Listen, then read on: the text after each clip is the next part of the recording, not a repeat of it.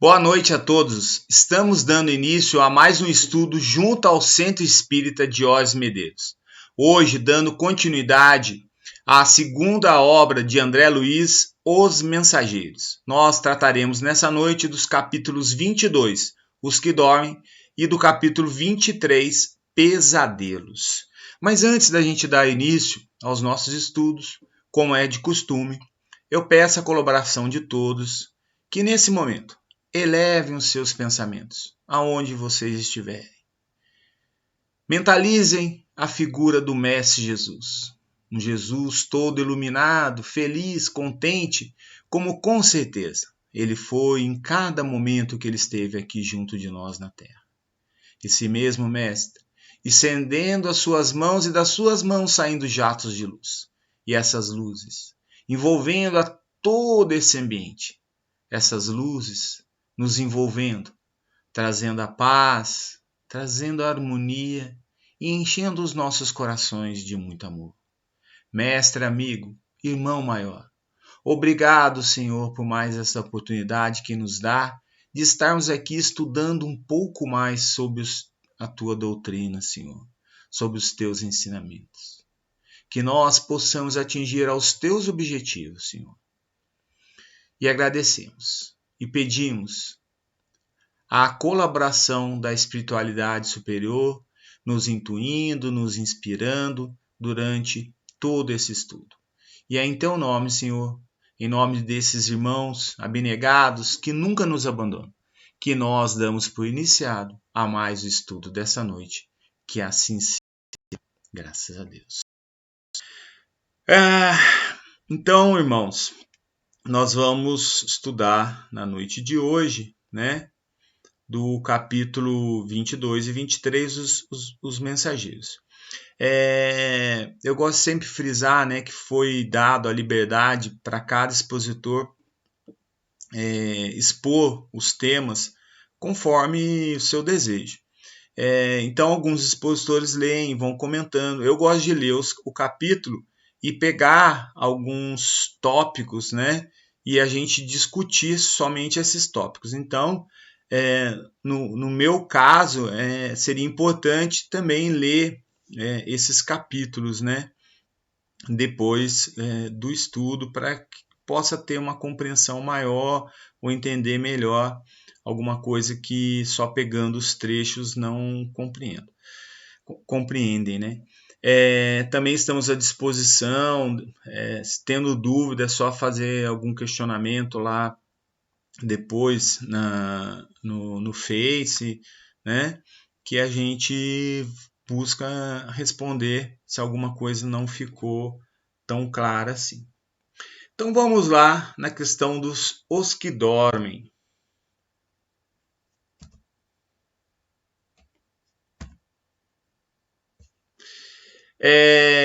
Então lá no livro Os Mensageiros, pulou 2 agora aqui, peraí só um minutinho.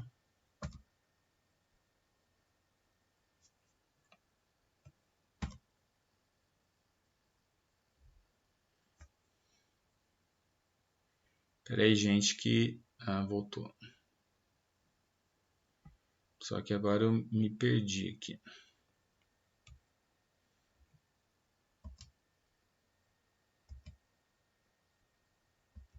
Tá.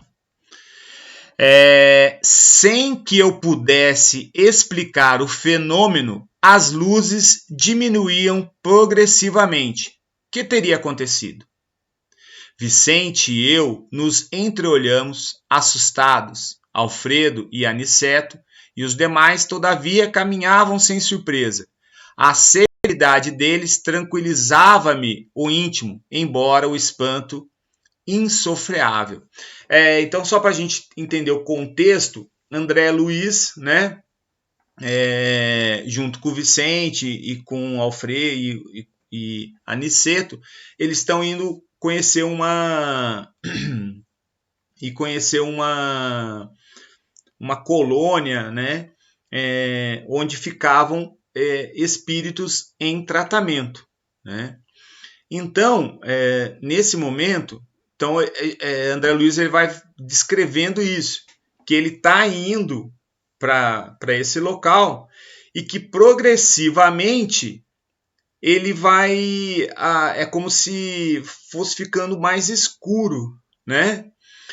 E só que ele, Vicente, tinha essa impressão. Já Alfredo, Aniceto e aquelas pessoas que já trabalhavam naquele local, eles estavam tranquilos, né? Então isso trazia uma serenidade para ele, porque se eles estão tranquilos é que a coisa está bem, né?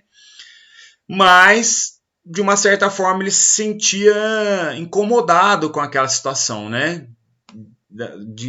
Da coisa ficar um pouquinho mais, né, nublada, escura.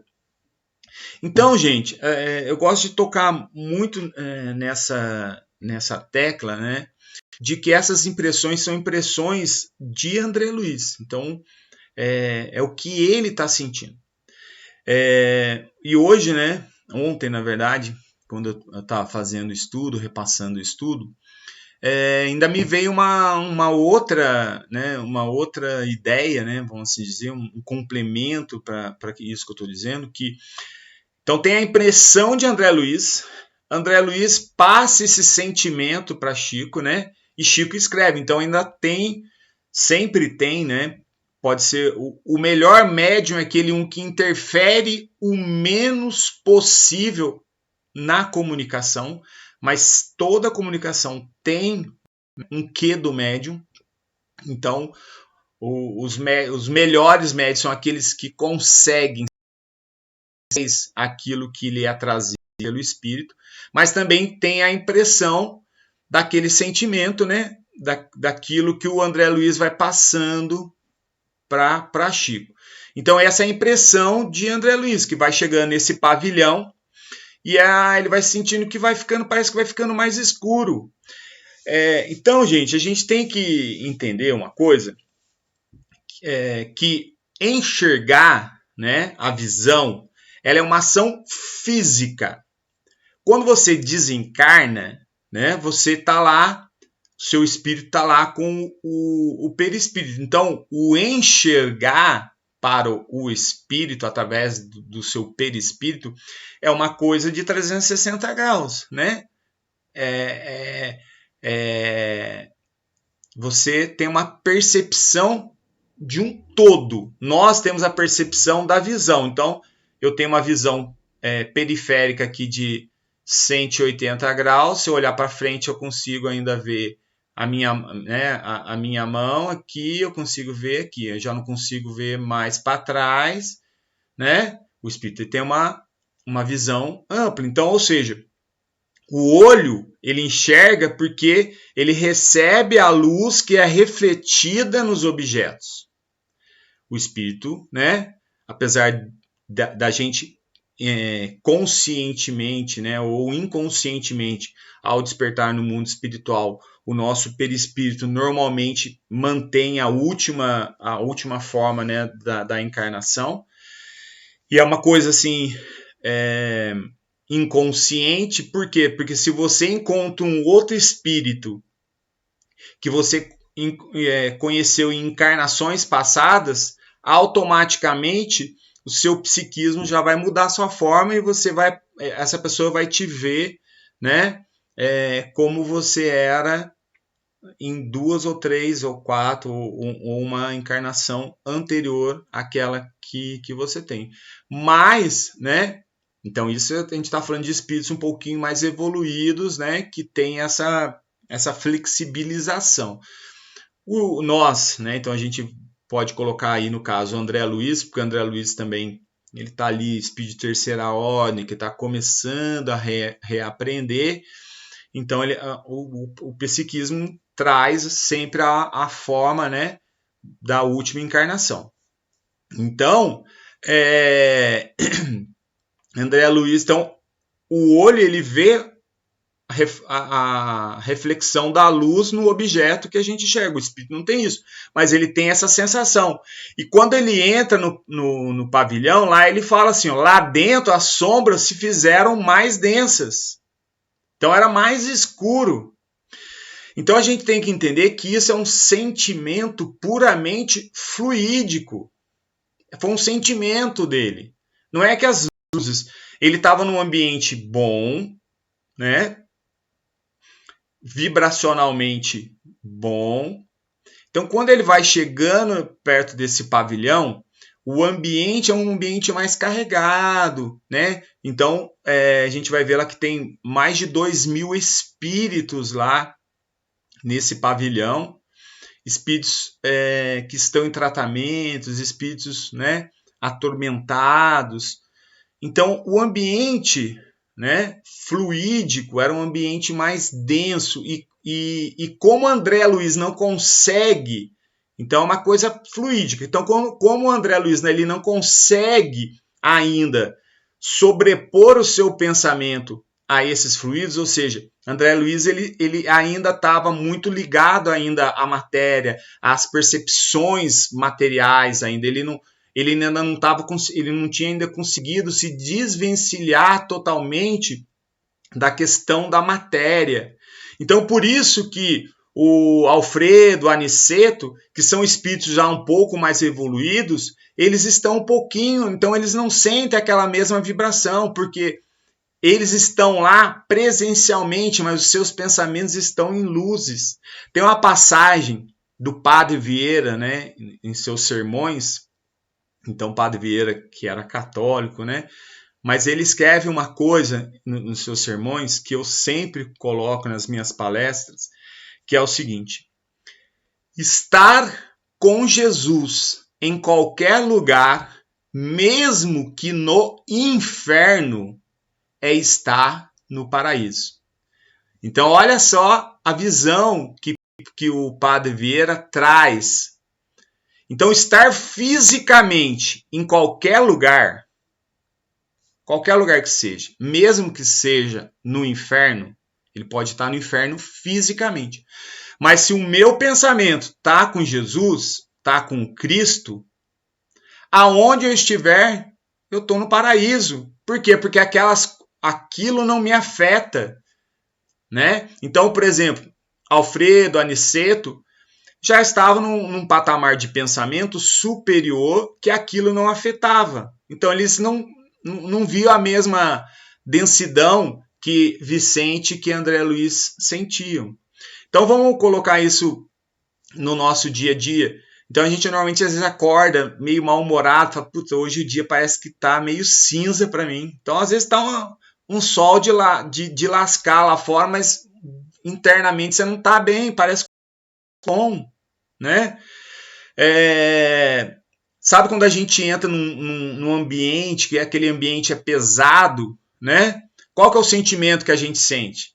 A gente sente um sentimento de inquietação, sente um sentimento de mal-estar, sente um desejo de sair dali. Nossa, eu não gosto de ir na casa de fulano porque eu me sinto mal, não sei, é fluídico aquilo. Então foi esse sentimento que André Luiz tem e ele transmite isso como se ele visse uma coisa mais cinza, né? Agora vamos mudar, só para a gente ter essa percepção como é que é a coisa vibracional. Quando a gente está lá no centro, né? Então a gente faz essa prece no salão, tal. Quando a gente está em tratamento, que a gente entra na sala de passe, a gente sente um ambiente mais leve, mais tranquilo. Por quê? Porque a sala de passe, ela fluidicamente, ela é mais bem preparada, né, do que o salão. Então, o salão tem a preparação, mas a sala de passe, além da mesma preparação que passa, né, todos os cômodos do centro, a sala de passe é onde acontecem os tratamentos. É onde as energias, né, do pensamento, em luzes, em ajudar o próximo, são mais efetivas. Então, naturalmente, é um ambiente mais leve, mais calmo. Então, muitas das vezes a gente entra lá na sala e já sai mais...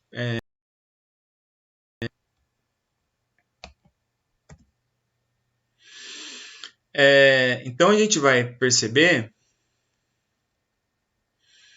que André Luiz fala assim, ó, estamos no centro dos pavilhões que recolhem irmãos mais adormecidos. Deixa eu colocar aqui o slide, gente. Estamos nos pavilhões em que recolhe irmãos adormecidos. Temos aqui presentemente quase 2.000.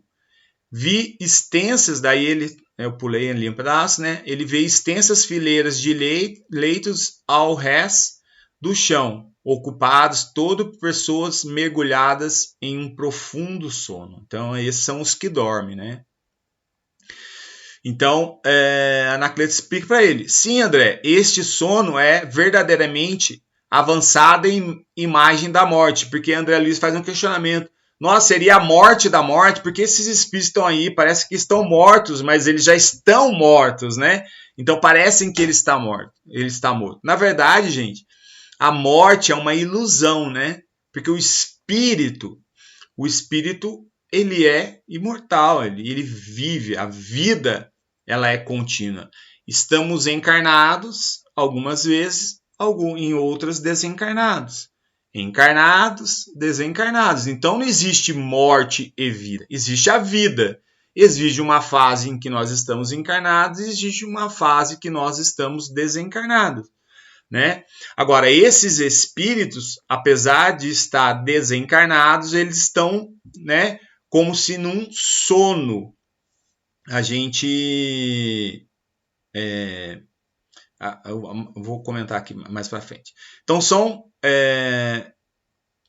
alguns meninos, nossos irmãos, que ainda dormem. São as criaturas que nunca se entregaram ao bem ativo e renovador, em torno de si e mormente os que acreditaram convictamente na morte como sendo o nada, o fim de tudo, o sono eterno. Então, num primeiro momento, ele vem explicar que muito daqueles irmãos, não todos, são aqueles irmãos que acreditavam que depois de morrer acabava tudo. Então morre, o espírito fica aqui meio que num transe. Por quê? Eu morri e eu acredito no nada, eu estou no nada, e ele fica assim. Ou algumas religiões, e isso vai estar ligado também com a materialidade, né? Do momento em que o espírito desencarna, né? Em que ele acredita no sono eterno e que no momento ele vai ser despertado para ser julgado. Então também desencarna e fica nesse sono, né? E ele continua aqui, ó: dormem porque estão magnetizados pelas próprias concepções negativistas. Permanecem paralíticos porque preferem a rigidez ao entendimento mas dia virá em que deverão levantar-se e pagar os débitos contraídos, né? Então, qual que é o ensinamento que ele vive? Olha, eles estão ali num sono magnético, como se fosse um sono magnético, mas magnetizado pelas próprias concepções negativas. O Diógenes Medeiros, ele trabalha, né? Então, é uma coisa específica do Diógenes Medeiros, em que a gente tem um grande... Então, o Centro Diógenes Medeiros, ele tem um trabalho junto à espiritualidade, junto ao tratamento de obsessões, de problemas de transtorno, de transtornos, né? Então, esse trabalho do Diógenes Medeiros é um trabalho muito grande, ele atende um número muito grande de encarnados, muito grande mesmo, gente.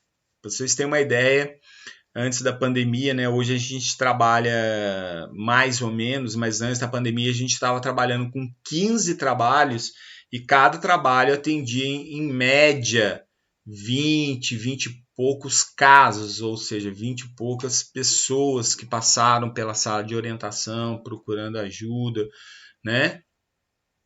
Para muitos casos de obsessão, de alguns com transtornos psicológicos, né? Então são diversos problemas em que a gente trabalha.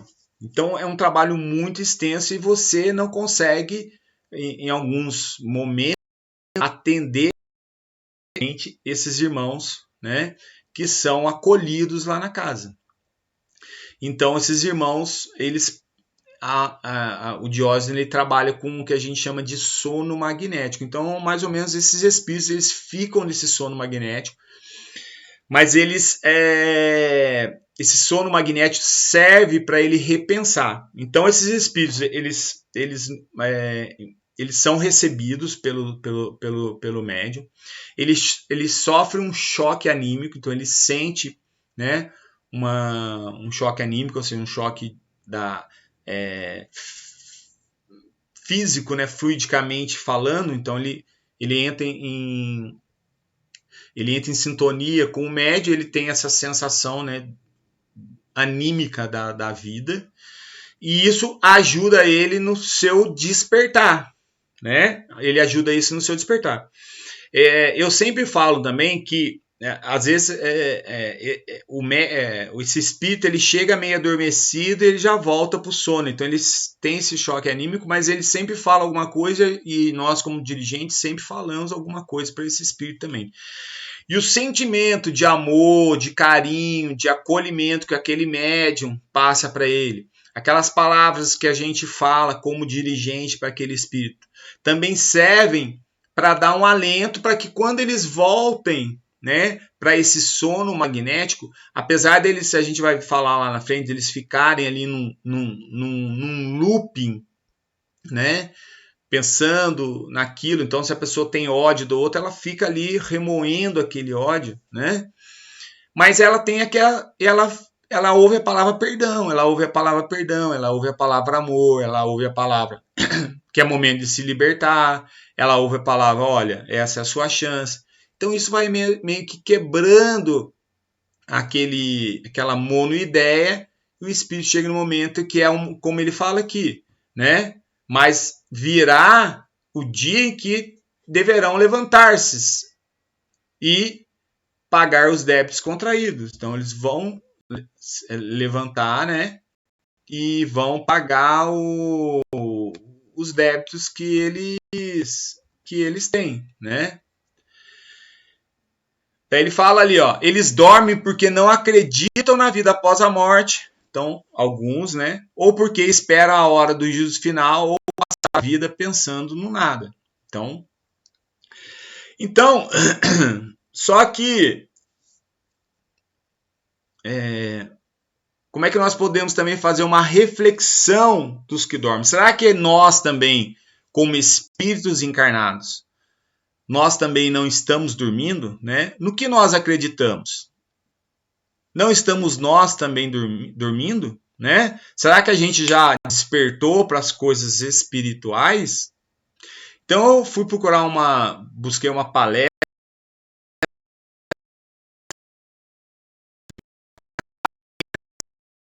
Então, essa parte começa a ser a parte de que os ensinamentos de André Luiz devem ser colocados para nós, para que nós, ao desencarnarmos, não sejamos esses espíritos que ficam dormindo no mundo espiritual. E dormindo no mundo espiritual não quer dizer que a gente vai ficar lá, né? Eu passo lá para o mundo espiritual sem sem uma mudança, eu vou ficar, né, preso a essa situação. Eu vi uma mensagem, eu não estou lembrado assim claramente, mas o Raul Teixeira ele fala uma coisa, se eu lembrar eu falo aí para vocês, mas cabe muito bem nessa questão da encarnação e do desencarne, né? Vamos lá. Então é hora de despertar, né? Então Paulo, em Efésios, ele falou: desperta, ó tu que dormes, levanta-te dentre os mortos e o Cristo te esclarecerá. Então ele está falando que nós estamos encarnados. Ué, mas você está falando que a gente está morto, né? Porque a gente vai seguindo a vida sem fazer análise da nossa vida e a gente vai como se a gente estivesse realmente dormindo, gente. Então ele fala, olha, já é hora de levantar. Vamos pegar aqui uma passagem do Cristo também. Cristo,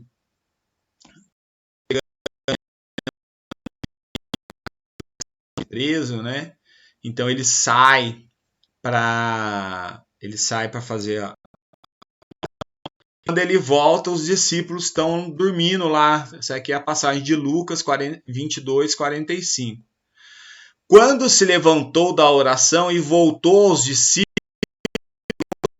dominados pela tristeza. Por que estão dormindo? Perguntou. Levantem-se e orem para que vocês não caiam em tentação. Daí tem aquela outra passagem.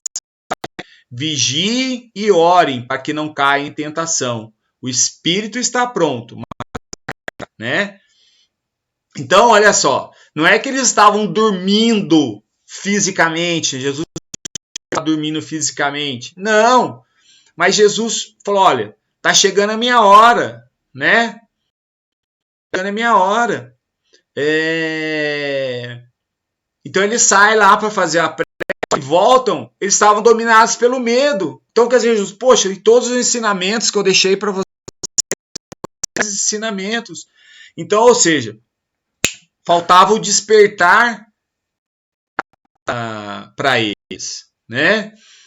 Então a gente vai vendo a história dos evangelhos depois que o Cristo desencarna, em que ele vai despertando e cada um vai tomando o seu rumo, mas é igual a criança, né?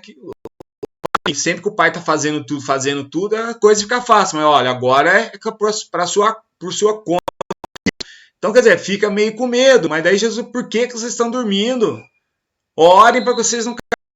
Vocês já estão prontos. Mas se vocês vão se deixar dominar pela encarnação, vocês vão ter medo. A vida é espiritual. Já expliquei isso para vocês. Meu reino não é deste mundo. Então ele já tinha trazido a eles todos os ensinamentos. Então o despertar espiritual, né? Uma vez perguntaram a Buda, o senhor é Deus? E ele respondeu, então é um anjo? Afirmaram. Ele voltou a esclarecer, também não.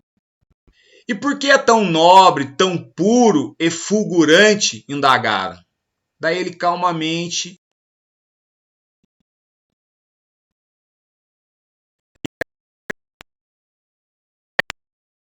para as coisas espirituais. Eu sou um espírito. Eu não estou mais ligado à matéria.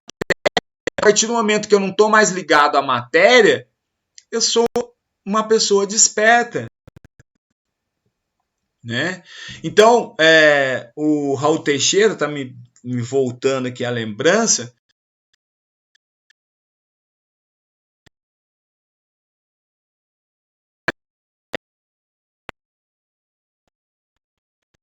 Desencarna, ela vai levar, ou seja, ela vai desencarnar quais foram, aonde ela estava apegada. Então, se ela estava apegada à matéria, ela vai sofrer lá no mundo espiritual, porque ela ainda vai continuar apegada à matéria. Agora, se ela é uma pessoa que tem desapego, ela vai e ela vai ficar livre, porque ela já estava desperta quando encarnou. Então eu tenho uma casa. Poxa, mas é importante eu ter uma casa. Isso. Mas se eu perder essa casa, perdi. Eu vou ser feliz em outra casa, eu vou ser feliz. Eu tenho um carro, perdi esse carro, eu vou ser feliz. A matéria pode me auxiliar momentaneamente, mas eu tenho que ser grato a ela naquele momento, mas se perder aquilo não me pertence. O que me pertence são as minhas virtudes, são as minhas conquistas espirituais. Então, Buda falou, olha, eu sou desse jeito porque eu sou desperto, eu já despertei as coisas espirituais. Então, as coisas materiais não me abalam, não me afetam. Então, no livro As Potencialidades do Espírito, né, vem falar do estado mais elevado da consciência. Então, lá, né, o estado atual da consciência habitual do homem está longe do nível que pode.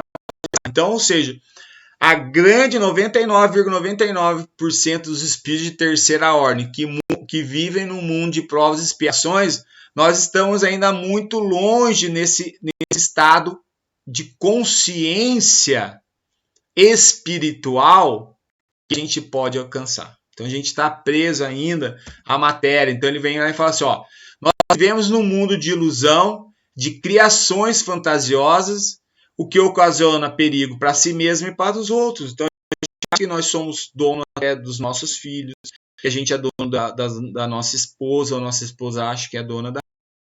Né? A gente acha que a gente é dono da nossa casa, a gente desencarna e fica preso a essas coisas. Né? O que nós somos em essência? A nossa essência é a essência espiritual, gente. Nós somos, em essência, espíritos.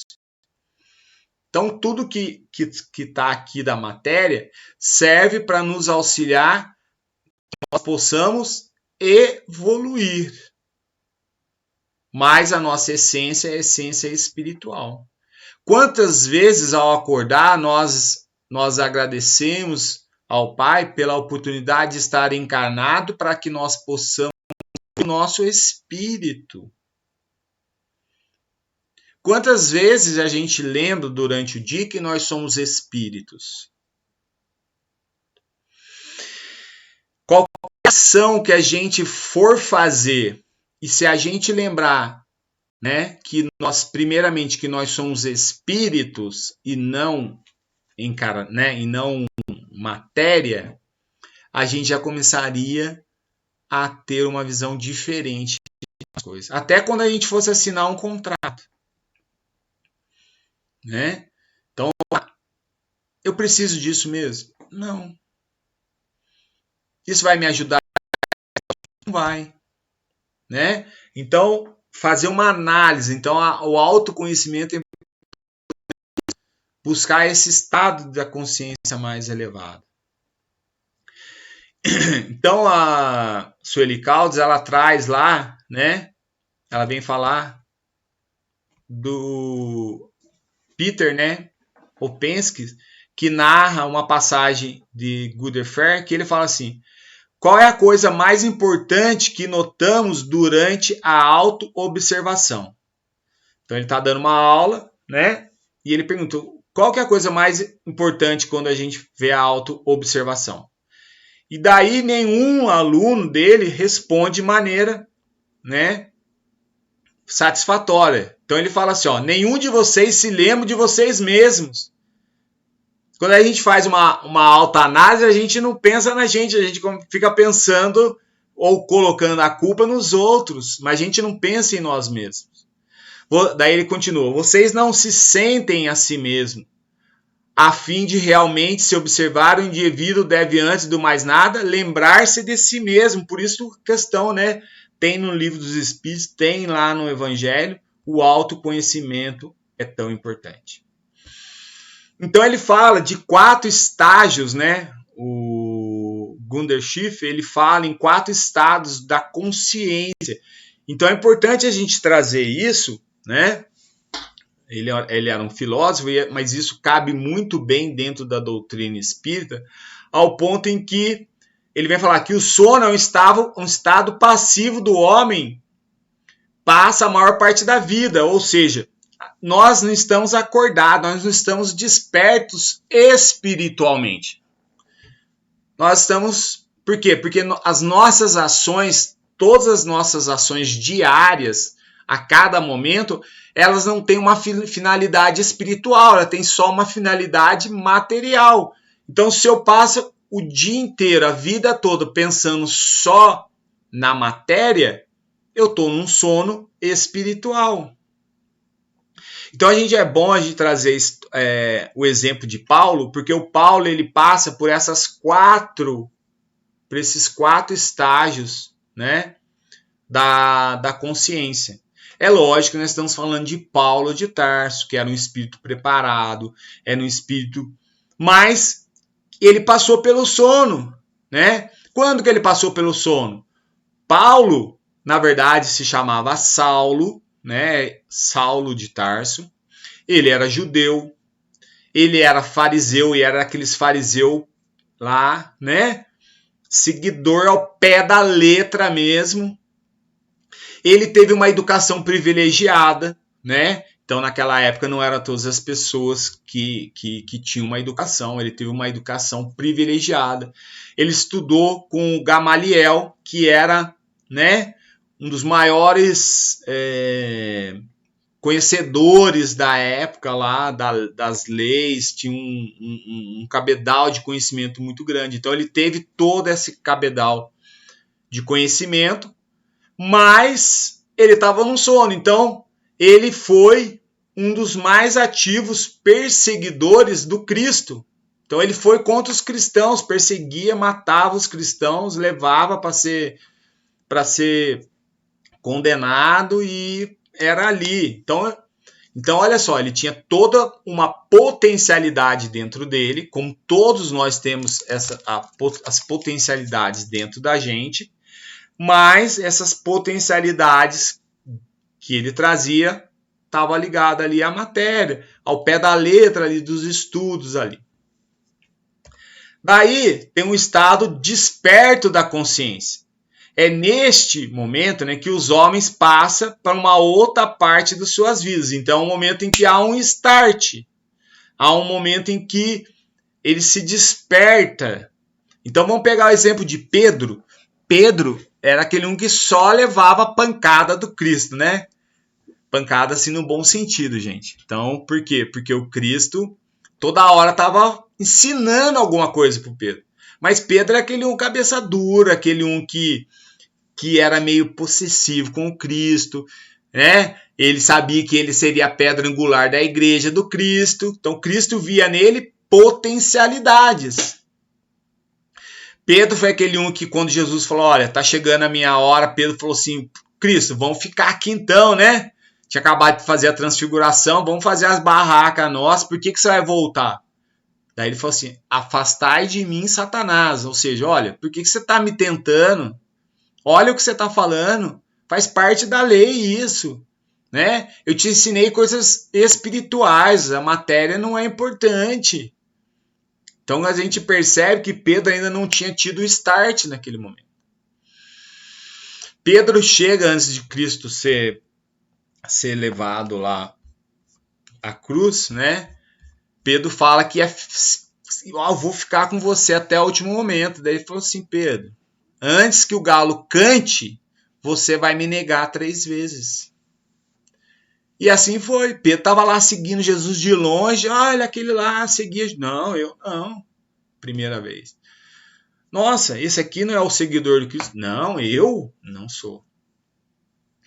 Daí, quando pela terceira vez ele nega o Cristo e ele escuta o galo cantar, aquele momento é o momento de despertado de Pedro. Foi start. Que ele sentiu em si uma vergonha tão grande. Por quê? Porque ele estava preocupado em morrer, estava preocupado em ser preso. E o Cristo lá morrendo por todos nós. E naquele momento foi o estado de despertar da consciência de Pedro. Foi aquele momento em que ele falou, puxa, é aqui que eu tenho que partir. Para Paulo, o estado, né, de despertação foi o momento da conversão dele com o Cristo, que ele está indo lá na estrada de Damasco, e o Cristo aparece para ele e ele fica cego, mas ele vê o Cristo. Daí ele fala, né, e Cristo pergunta, por que me persegues?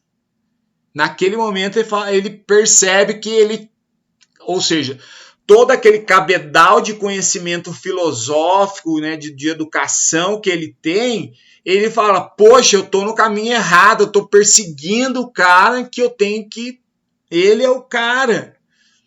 E naquele momento aí ele nasce o homem novo, por isso que ele fala, eu não sou mais o Saulo de Tarso, eu sou Paulo, a partir do momento sou um homem novo, ele começa uma nova caminhada, né? Paulo começa uma nova caminhada. Então, é o despertar da consciência. Mas, né, ali é um grande caminho ainda. Então, agora a gente entra uma terceira etapa, que é a consciência do próprio ser, que é a lembrança de si mesmo, da autoconsciência. Quem que faz essa autoanálise e busca melhorar todas as vezes, né? Ter a consciência do próprio ser é muito complicado. Mas é importante isso, porque a partir do momento que eu me conheço, eu consigo perdoar o próximo, eu consigo amar o meu inimigo, porque atitudes que eles têm, eu também tenho. Então, se eu me conheço, eu sei que eu posso fazer aquilo que eu julgo no outro, eu começo a entender que eu tenho que perdoar o outro para que eu possa ser perdoado. Eu começo a trabalhar em mim trabalhar em mim a transformação desses defeitos em virtudes. Então, na questão de Paulo, é quando Paulo já começa a ter consciência de si. Ele tem duas frases, né? Tem uma frase que é bem conhecida, duas frases, na verdade, que é bem conhecida de Paulo. Uma é que ele fala assim, isso é autoconhecimento, gente. Eu não faço o bem que quero, mas o mal que não quero, eu faço. Né? Então ele começa a ter consciência de si. Eu tenho que fazer o bem e eu não consigo fazer ainda. Estou trabalhando isso, mas depois eu não quero fazer o mal e eu vou e faço. Isso é autoconhecimento. E mais para frente ele fala assim, olha, né, a consciência do próprio ser. Quando eu era criança, eu falava como criança, eu pensava como criança, eu raciocinava como criança. Hoje me tornei homem, eu eliminei minhas coisas de criança. Então, ou seja, sou um novo homem hoje. Antes, quando eu era fariseu, eu perseguia os cristãos porque eu não tinha esse entendimento. Então eu pensava ali como uma pessoa ainda não madura, como uma pessoa que precisava despertar a sua consciência. Agora que despertou minha consciência, eu olho para trás e dou risada das coisas de criança, e assim somos nós. O autoconhecimento é assim, quando a gente for um espírito superior, evoluir um pouquinho mais, a gente vai olhar para os erros que a gente comete hoje, a gente vai dar risada, né? Então, por quê? Porque a gente fala, puxa, eu era uma criança ali, hoje eu sou homem, agora eu eliminei as coisas de criança, eu não vou mais fazer as coisas de criança, né?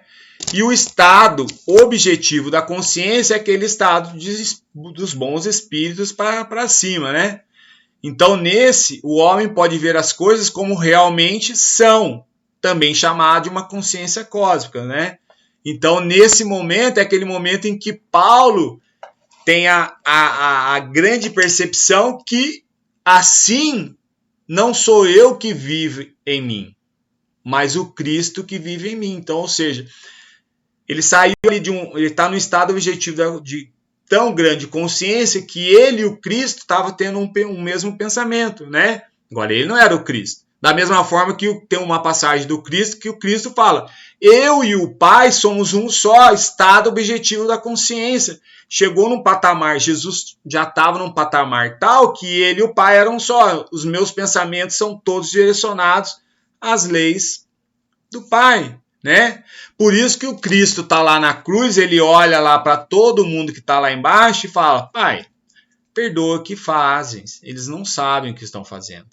Eles estão ainda dormindo. Eles são ainda crianças espirituais, vão se tornar homens em um momento. Vão acordar, mas agora eles estão dormindo, né?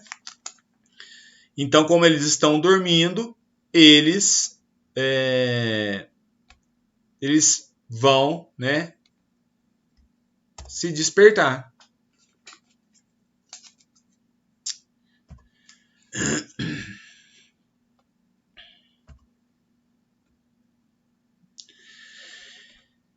E aqui ela continua, né? O estado mais elevado da consciência, o sono, o homem está dormindo, em seguida ele acorda. Mas se aprofundarmos, veremos que se encontra quase no mesmo estado de ontem. Então, quer dizer,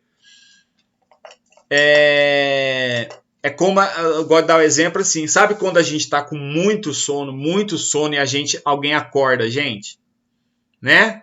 A gente está acordado, mas a gente está levantando, está procurando chinelo no chão.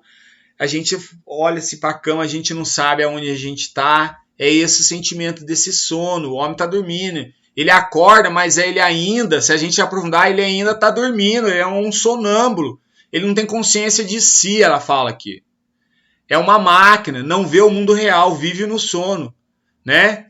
Então, ou seja, a gente vai deixando a vida nos levar, a gente não vai dando um direcionamento para as nossas ações, para as nossas atitudes, para os nossos pensamentos. É como se a gente não tivesse consciência de nós mesmos. A gente vai seguindo uma vida material e essa vida vai nos dando os direcionamentos, né? Então ele dá um exemplo da guerra. O que significa a guerra? Que algumas milhões de pessoas adormecidas tentam destruir outros milhões de pessoas adormecidas. Poxa vida, você vai tirar a vida de um próximo. Por quê? Você tem lá seu território, você quer invadir o território do outro. E o outro tá ali, né? Tudo que acontece deve-se a este sono, a essa falta de despertar espiritual. Como as guerras podem ser detidas, bastaria que as pessoas despertassem. Parece simples, no entanto, não há nada mais difícil, pois esse sono é provocado e sustentado pelo conjunto da vida que nos rodeia. Ou seja, se a gente colocar isso dentro da espiritualidade, né? Então eu falo assim que nós estamos num sono em que a gente tem que despertar. Nossa, é fácil despertar. Não, não é fácil, porque nós estamos envoltos pela matéria e somos sustentados e provocados por essa matéria, né? Daí a gente vai entrar no capítulo 23, que é dos pesadelos, né? Então ele tá lá naquele pavilhão. E esse capítulo é um capítulo muito pequeno. E o Aniceto fala para André Luiz, olha, a maioria vive em um mau sonho. Então, então a maioria daqueles espíritos estão num pesadelo. Por quê? Porque seu psiquismo tá tão acelerado, preso aos erros, aos defeitos durante a encarnação, que eles ficam como se tivessem, né, num pesadelo. Então são presas a horríveis visões íntimas. É como se vivessem, né, num loop infernal, repetindo ações de erros, a grande maioria, né? Então alguns estão ali num sono e estão esperando realmente acordar, mas a grande maioria elas vivem nesse loop infernal, que a gente pode trazer também, né? Quando a gente fala assim que muitas vezes o umbral não é um local determinado, mas um estado de consciência, esse ser está ali, né?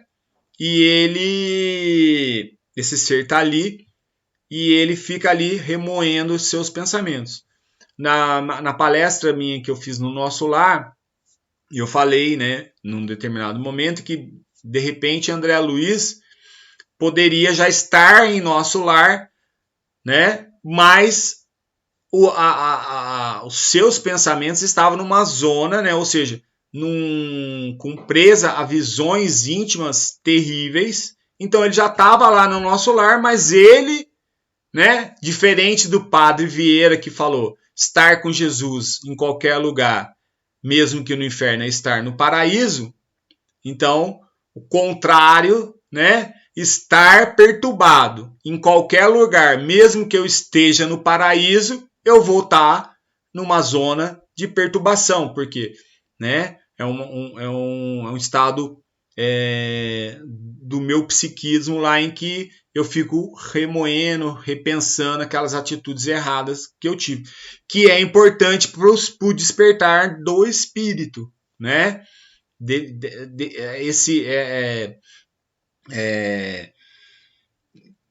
Esse momento em que ele passa por isso é importante até o momento em que ele desperta, tem aquele insight, eu não quero mais isso, não quero sofrer, deve ter um Deus, eu quero ser ajudado. Então a gente vê muito disso lá nos trabalhos, né? Nos trabalhos mediúnicos, de espíritos que estão perdidos, de espíritos que muitas vezes estão caminhando. Não, estou caminhando. Então o espírito ele desencarna e fica caminhando. Então é como se estivesse dormindo, igual andando. O espírito está andando. Quanto tempo que esse espírito está andando? Ou acha que está andando e chega um momento em que é o momento em que ele tem de despertar. Daí Anacleto fala para André Luiz, ele aponta uma irmã e fala, né? Eles falam lá em auscultar, né? É aquele momento em que o espírito ele faz uma, como se ele entra em sintonia ali, ele afina a sintonia ali com os pensamentos daquele espírito, né? E ele consegue identificar ali, ter a percepção ali, né? Do psiquismo, do que se passa ali, dos sentimentos que aquele espírito tá tendo, né? E esse espírito era o espírito da Ana. E ela ficava nesse looping, né? Nesses pensamentos horríveis, essas visões íntimas. Por quê? Porque quando ela estava encarnada, ela mata o amante, né? E mesmo o amante pedindo para ela que ela não matasse ele, que ele tinha filhos, que ele precisava viver e tal, mas ela, por rancor, por ódio, pelo sentimento de perda, não saber trabalhar com isso, né? Ela ali sofrendo ali também a influência, potencializando ali, né? Pelos espíritos ali, aquela ação que já estava no coração dela, tipo assim, se não vai ser meu, não vai ser de ninguém. Então, um pensamento egoísta, né? De uma pessoa que com certeza era orgulhosa, não queria perder, né? E age de maneira extrema e errada. Então ela vai e mata ele, leva ele até um trilho do trem, porque ela mata ele dando uma coronhada na cabeça dele lá. Então leva ele no trem para que as pessoas não descobrissem como que aconteceu lá, que ele tinha sido assassinado, acharam que era ou um suicídio ou teve um mal súbito e caiu na linha, né? E nisso ela volta para casa. E quando ela chega em casa, ela começa a sofrer a obsessão, né? Porque começam a culpá-la, né? Então ela fica naquele sentimento de pedindo também ajuda, né? Me acudam, me socorram, né? Parem de me tormentar. Daí ela volta, ela fica sempre pensando no ato que ela fez, da pessoa pedindo para ela perdão, pedindo para ela que ela não matasse, ela matando, ela tando e sofrendo aquelas obsessões. Então perceba-se que ela está numa zona umbralina dentro do seu psiquismo, ela estava ali se punindo por um ato, né? Então se punir, perceba-se que já é uma pequena evolução, né? Ou vamos tirar assim, né? Que já é um pequeno passo, né? Para que ela possa resgatar aquele débito. Então, quando ela começa a perceber, né? Ela fica nesse loop porque ela percebe que aquilo não era uma coisa certa.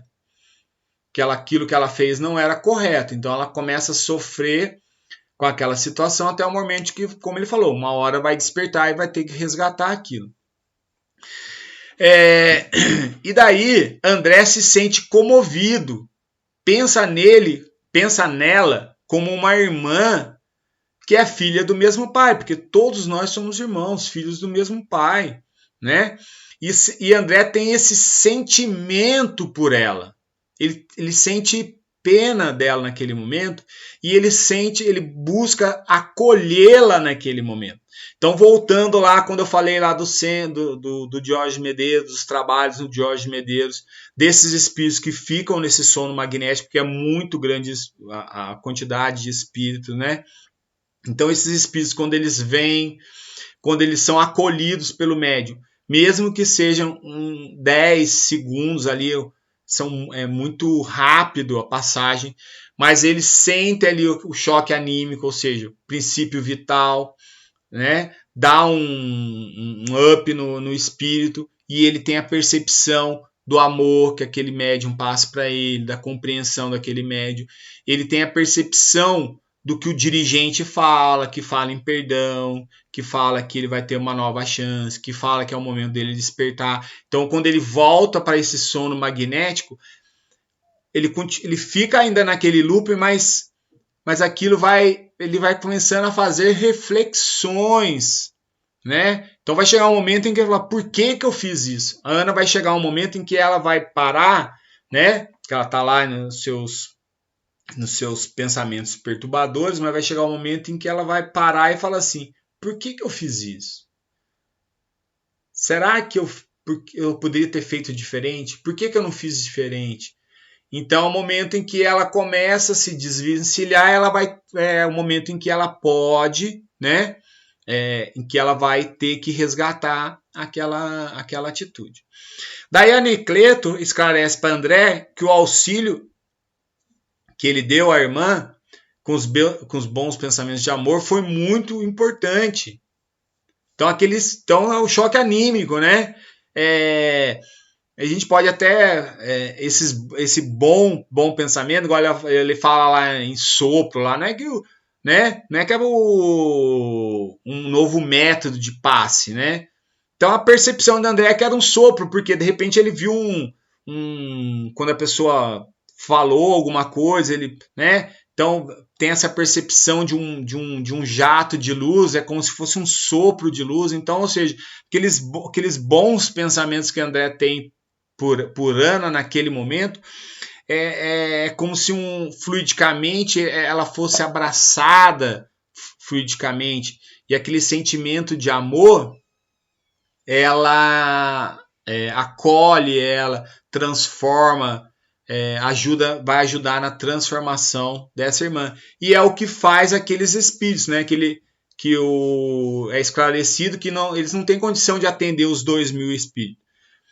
Então, que ele tem 80 espíritos lá que auxiliam lá naquele pavilhão, e que ele pega ali os 400 espíritos que já estão já num patamar de esclarecimento, que já estão melhores, e aqueles espíritos vão ali trabalhando, dando paz, dando amor, com certeza ali doutrinando, conversando ali com o espírito. O espírito ele dá uma despertadinha, acorda assim, meio com sonolento, escuta alguma coisa e dorme de novo, que é o despertar desses espíritos. E o mais importante desse capítulo, né, é quando Anacleto fala que a dívida anda com os devedores, né? A dívida anda com os devedores. Então, ou seja, ela matou aquele irmão, lógico que ele deve ter desencarnado ali num processo ali até, né, de tristeza, de coisa, mas a dívida ficou com ela. Então, me veio à memória, né, ao pensamento da importância do perdão. Se a gente tem alguma coisa contra o outro, somos nós que temos que pedir perdão, ou nós que temos que perdoar, porque o perdão é importante para nós. Porque às vezes a gente se sente ofendido, mas o outro nem tá nem aí. Então, a partir do momento que ele não tá aí, é a gente que fica aquela mágoa, presa aquela mágoa, presa aquela mágoa. Então, o perdão vai ser libertador para quem perdoa. É uma libertação para nós. Quando a gente trabalha lá na desobsessão, lá nos dias de trabalho mediúnico, e vem aqueles espíritos com muito ódio, com muito rancor, a gente busca trabalhar isso. Olha, né? A gente chega para o espírito e fala, olha quanto tempo você está preso a esses pensamentos. Olha quanto tempo preso a esses sentimentos. Às vezes o outro espírito já até se libertou, já encarnou, já reencarnou, né?